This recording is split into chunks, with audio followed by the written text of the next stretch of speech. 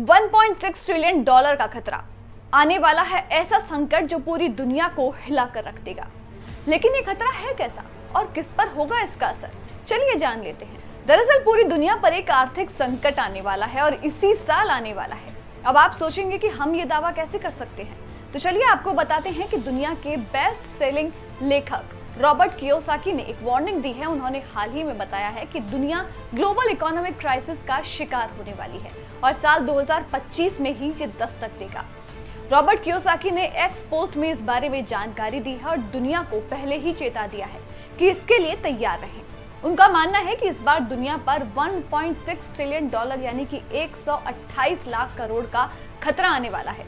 उन्होंने पिछले financial crisis पर बात करते हुए कहा कि 1998 में वॉल स्ट्रीट ने एकजुट होकर के एक हेज फंड LTCM यानी कि लॉन्ग टर्म कैपिटल मैनेजमेंट को बचाया था। 2008 में दुनिया के तमाम सेंट्रल बैंक वॉल स्ट्रीट को बचाने के लिए एक साथ आए, मगर इस बार जब इतना बड़ा खतरा फिर से मंडराने लगा है तो अब बचाने के लिए कौन आगे आएगा? यही सवाल इकोनॉमी की समझ रखने वाले जिम रिकॉर्ड्स ने भी किया कि अब सेंट्रल बैंक को कौन बचाएगा। कियोसाकी ने बताया है कि हर बार का खतरा पिछले बार के खतरे से बड़ा होता है और इसके पीछे क्या है असली वजह, उसको कभी भी एड्रेस नहीं किया गया। तो क्या अब इस खतरे का मतलब है कि पूरी दुनिया तबाही की तरफ बढ़ रही है? किस तरह से कियोसाकी ने यह भविष्यवाणी की है और इस खतरे के पीछे क्या वजह हो सकती है, वो भी जान लेते हैं। रॉबर्ट कियोसाकी का मानना है कि 5 दशक से ज्यादा समय से पहले लिए गए एक फैसले के चलते आर्थिक संकट की शुरुआत हुई। जब 1971 में पूर्व अमेरिकी राष्ट्रपति रिचर्ड निक्सन ने अमेरिकन डॉलर को गोल्ड स्टैंडर्ड से हटाया था, तब करेंसी वीक होने लगी। इस फैसले ने करेंसीज को टेंजिबल वैल्यू से अलग कर दिया और फिर सिस्टमैटिक फ्लो खराब होता चला गया।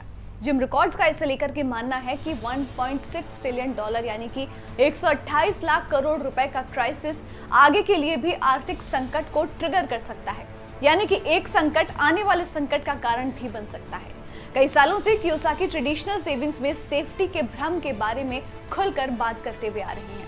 उन्होंने कहा कि नकली फिएट मनी बचाना खुद को बचाने का अच्छा तरीका है, जैसा कि मैंने 25 साल पहले रिच डैड पुअर डैड, जो कि उनकी किताब है, उसमें बताया था। अमीर लोग पैसे के लिए काम नहीं करते और सेविंग करने वाले लूजर्स बने हुए हैं। उनका मानना है कि फाइनेंशियल फ्लेक्सिबिलिटी सरकारी बेलआउट या स्टॉक मार्केट से जुड़े प्रोडक्ट से नहीं आने वाली। उनका यह भी मानना है कि अपना बचाव अपने हाथ में ही है। एक्सचेंज ट्रेडेड फंड आपको वो सिक्योरिटी नहीं देने वाले हैं, बल्कि उन्होंने लोगों से अपील की है कि रियल फिजिकल एसेट्स में इंटरेस्ट दिखाएं। असली सोना, चांदी और बिटकॉइन बचा करके खुद को बचाया जा सकता है।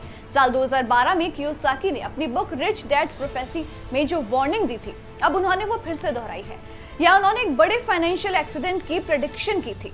उनका कहना है कि अब वो समय आ चुका है जब वो सच हो सकती है, इसीलिए अभी से सतर्क हो जाएं और सोना चांदी जैसी अपनी सेविंग से खुद को प्रोटेक्ट करें। साथ ही उन्होंने एक सवाल भी कर दिया कि अगर जिम रिकॉर्ड्स सही हैं तो फिर आपको कौन बचाएगा।